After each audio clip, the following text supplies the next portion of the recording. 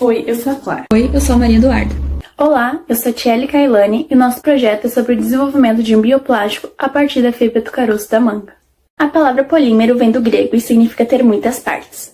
Os polímeros são macromoléculas formadas pelas unidades de repetições chamadas meros. Atualmente, o uso dos polímeros sintéticos possui um grande valor para a indústria, sendo empregado na produção de diversos itens. Além disso, esses polímeros podem ser classificados em 3 divisões: os termofixos, os termoplásticos e os elastômeros. Para o presente projeto, o de maior relevância são os termoplásticos. Apesar de serem recicláveis, os plásticos poluem muito o meio ambiente por não serem biodegradáveis e por serem produzidos em grande escala. Um exemplo de grande contribuidor para essa poluição ambiental são os utensílios plásticos utilizados em festas, por exemplo, os copos, os talheres e os pratos, que são descartáveis. Eles apresentam grande praticidade, mas também geram um grande volume de lixo. Os polímeros naturais são aqueles encontrados na natureza, ou seja, sem a intervenção do homem, como a borracha extraída da seringueira, a celulose, o amido, polissacarídeos, entre outros. Esses polímeros têm sido de vital importância para os avanços das ciências, apresentando várias vantagens como sua biocompatibilidade, fácil obtenção e o fato de serem degradáveis, onde a sua degradação resulta primariamente da ação dos micro-organismos presentes na natureza, além de serem de base vegetal, solúveis em água e de apresentarem propriedades usadas para emulsificar óleos, estabilizar fórmulas complexas ou até mesmo modificar superfícies. A fibra da manga que a gente vai obter é do caroço da manga, o qual é descartado pela indústria alimentícia, principalmente a indústria de sucos, e também descartado pelo consumo alimentício dos cidadãos.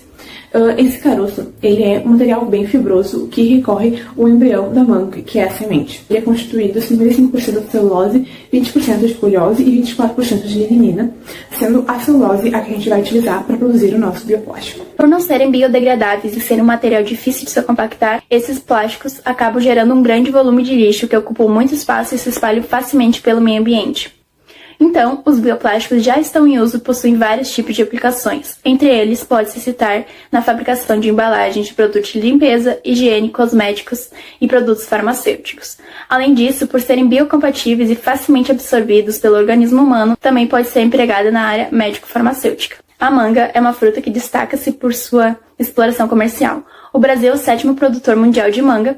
Entretanto, devido à sua elevada atividade agrícola, ele também produz resíduos desse fruto, que são basicamente cascas e caroços e correspondem a 16% do fruto e que não são utilizados pela indústria. De pesquisas do grupo, descobriu-se que frutas e vegetais são ótimas fontes de polímeros naturais e estão cada vez sendo mais estudadas e aplicadas em diversas áreas, inclusive no desenvolvimento de bioplásticos. Diante dos malefícios causados pelos polímeros sintéticos e a oportunidade de reutilização dos resíduos alimentares, é possível e acessível desenvolver um bioplástico a partir da fibra extraída do caroço da manga? Acreditamos sim que será possível desenvolver um bioplástico a partir da fibra do caroço da manga por meio de materiais e métodos simples.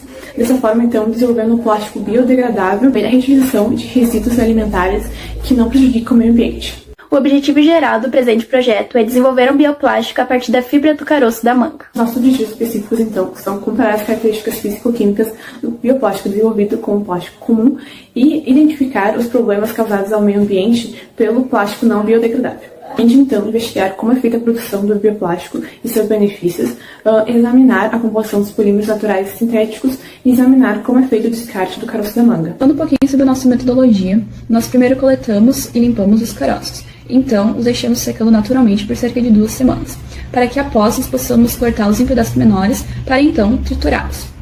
Após isso, nós fazemos uma formulação biodegradável, misturando o caroço triturado, que tem o objetivo de dar maior resistência ao nosso bioplástico, junto com as outras substâncias da solução, que são o amido, a glicerina e água.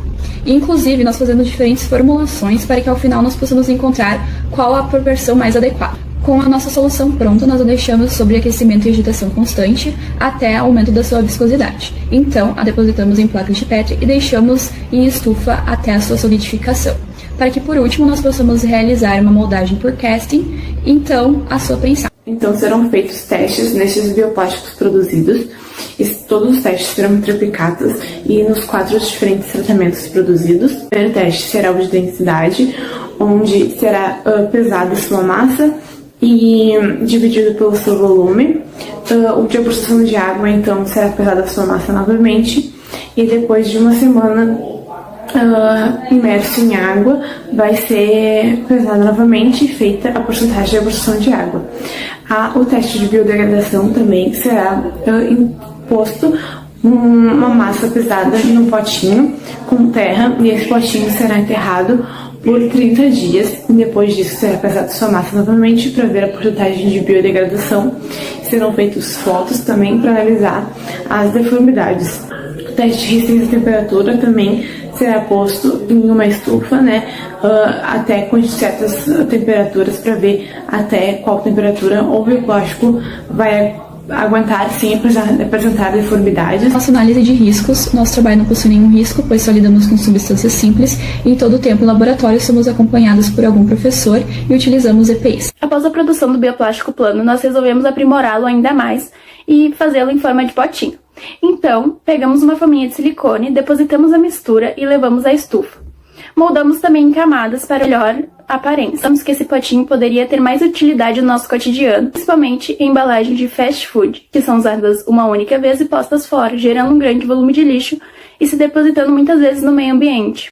Em relação aos resultados, no teste de densidade, o tratamento 1 apresentou densidade de 2,15 gramas por ml, o tratamento 2, 2,37 gramas por ml, o tratamento 3, 2,45 gramas por ml e o tratamento 4, 2,93 gramas por ml. Obtivemos esses resultados pelos seus volumes, todos obtiveram volume de 0,1 cm3 e pela média das massas de 3 amostras de cada tratamento. Os dados obtidos dos testes interplicados da densidade, nós fizemos os cálculos de efeitos, calculando os efeitos individuais da fibra e da glicerina e a interação entre eles, e calculando então S2 para calcular o desvio do efeito, comparando então com o teste T com grau de liberdade 7, chegando à conclusão de que o teor de fibra e glicerina tem um efeito significativo sim na densidade, com 95% de confiança. No teste de absorção de água, após retiradas as amostras, observamos que o tratamento 1 absorveu 26,4% de água, o tratamento 2, 23,14%, o tratamento 3, 18,17%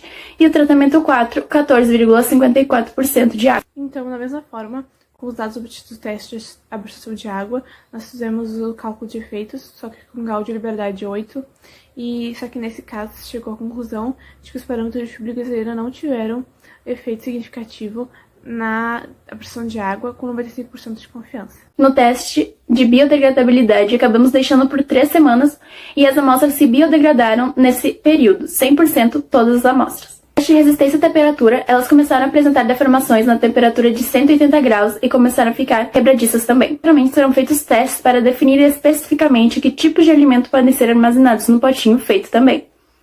Então, até o momento, os resultados saíram de acordo com o esperado em relação aos aspectos visuais físicos e, posteriormente, o grupo pretende realizar mais testes físicos e químicos para comprovar, então, as propriedades desse produto e concretizar que, de fato, é possível, então, substituir os plásticos convencionais, principalmente na indústria de descartáveis, sendo tão resistentes quanto estes, além de reaproveitar o caroço da manga, que é descartado.